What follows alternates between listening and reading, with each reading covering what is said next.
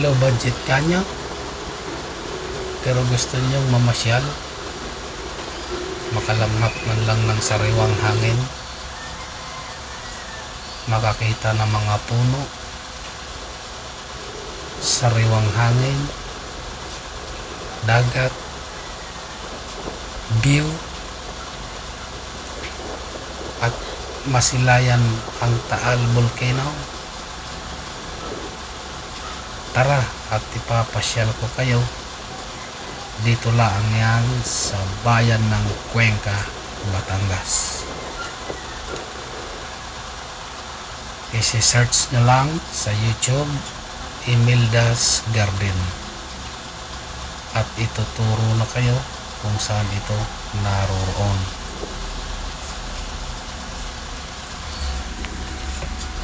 Tayo dito at ako'y paparking muna.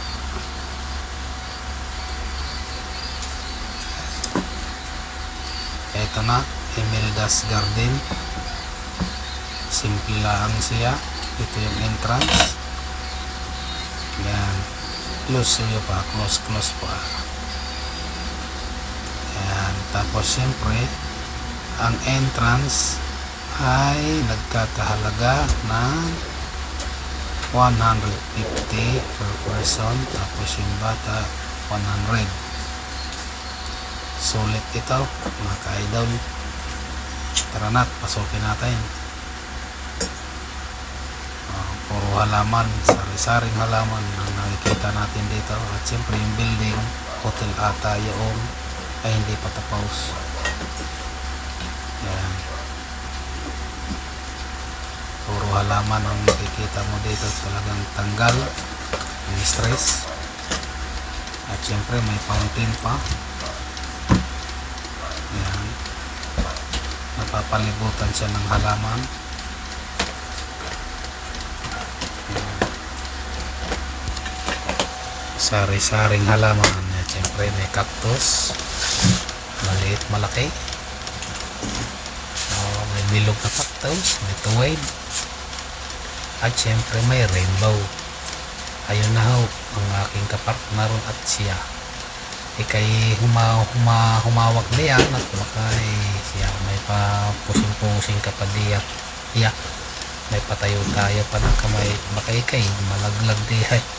Huwag naman sana. Yan.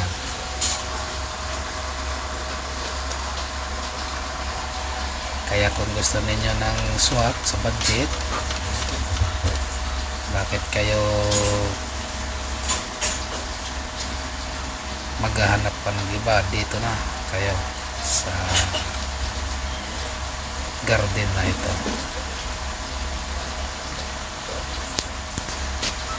Yan. Sige. Aakyat na rin siyempre ako para matunghayan din yung kung anong meron sa taas. Wow. Yan ang kinaganda sa lahat. Yung view.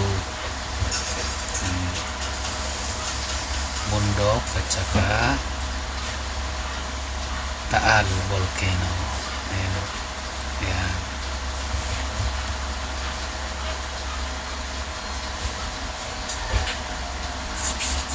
Napakagandang tanawin.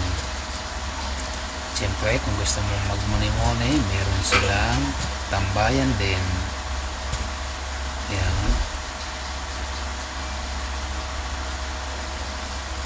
Napakatahimik na lugar. Tumpak sa magmuni-muni talaga. At siyempre sa kabila ay puro halaman at kabundukan naman. Siyempre nga model, sige lang tawa. Kahit nauubusan ng pera, eh sige lang tawa. Ay gustong sumaya ba? At siyempre meron namang pero meron naman silang first aider. Talagang hindi naman nagpapabaya ang management dito. At tapilok lang yan sa inakyatan niya kanina. May first aid naman. Nang bilis ng action din nila sa mga staff nila. Siyempre ito na, may paro-paraw. May bagong paro-paro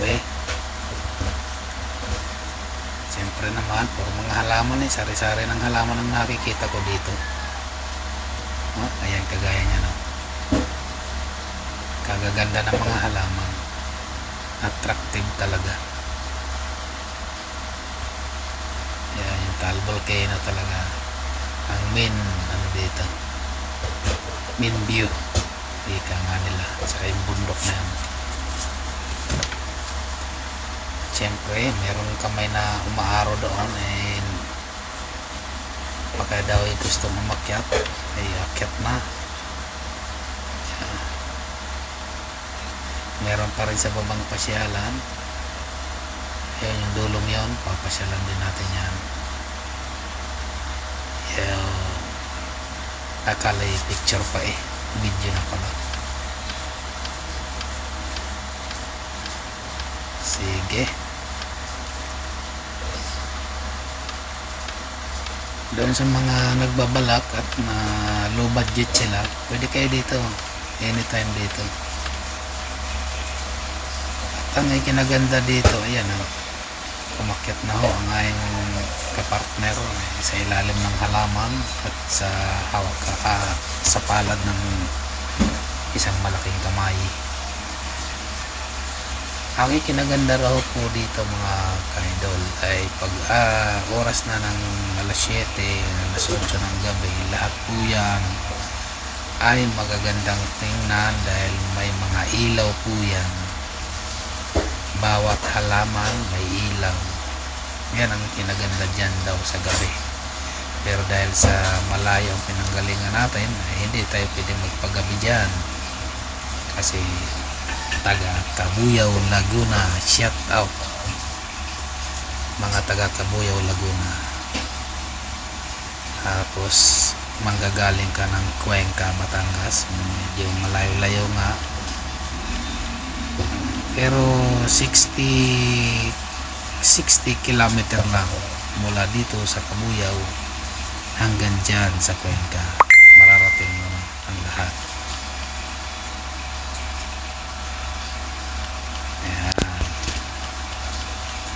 Siyempre, ang mga tanawin na kabundukan, ayan na. Ayan. Siyempre, akala picture lagi ko sinasabihan ko yung video ko aray, hindi ko picture. Sige pa rin post pusing Aring kapartner kong kung sino man ang gustong lumipad, ayan, pwede na. Kabit lang ng isang pakpak. At syempre, ang pinakamaganda dito sa lahat ay ang duyan na iduduyang ka. Yan, tamang-tama sa pagre-relax. Duyan. Huwag mo lang lakasan ng tabyong at baka tumalsik pababa. Baka imbis na kasiyahan siya ay puro galos at gas-gas ng makakamit mo. Kaya dahan-dahan lang ang tambyong. Sige,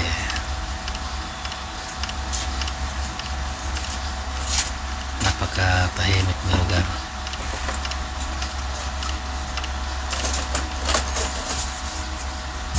Masarap sa pakiramdam.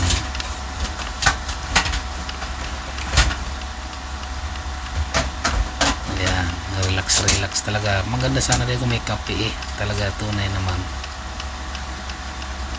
Din kung may nasisilayan ako din ng kon yang itlogan ng malaking ibon.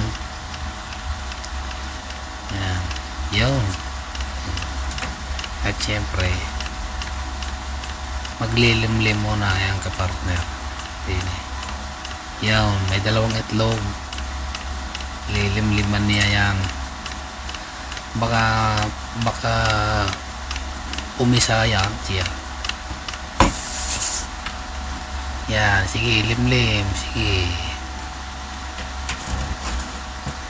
At syempre, akyat ulit tayo sa taas.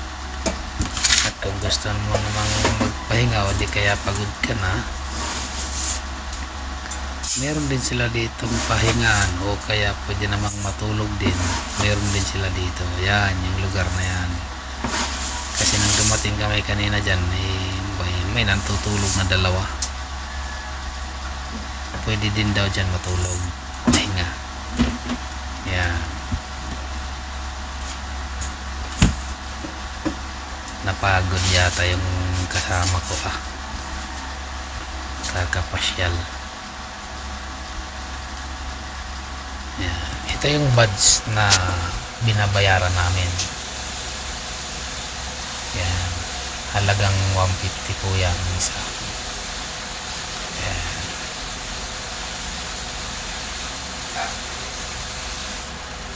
Kaya sarap sa pakiramdam na ano nga, tahimik, malayo doon sa mga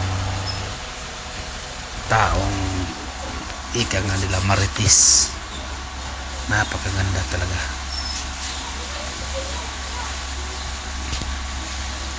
At syempre nandito kami sa kainan, dining area to, inakyatan namin. May pagkain sa baba, mamimili ka lang kung ano pwede mong bilhin at dalhin mo sa taas. Pinaka dining area nila, kainan. Ayan yung Taal Volcano. Ayan, pinuturo dyan Taal Volcano, kitang kita siya. Ayan na.